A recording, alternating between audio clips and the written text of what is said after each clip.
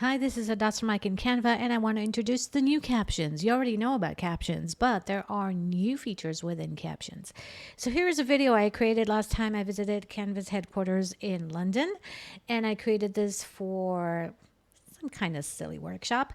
Anyways, what I want to show you is once I head over to text and I click on captions, it'll automatically create my captions, which you will see in just a second.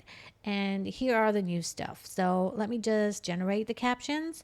And now I want to show you that I can edit the captions just like, when we karaoke, like that. So I'm going to click on my captions and I'm just going to head over to Animate at the top.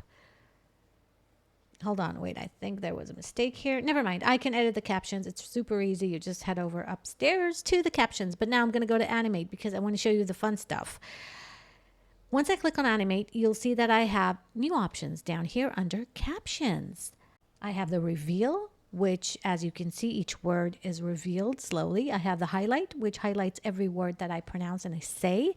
And there is the Snake, which is like a snake. I can change, of course, the colors of the highlight, of the background, the intensity.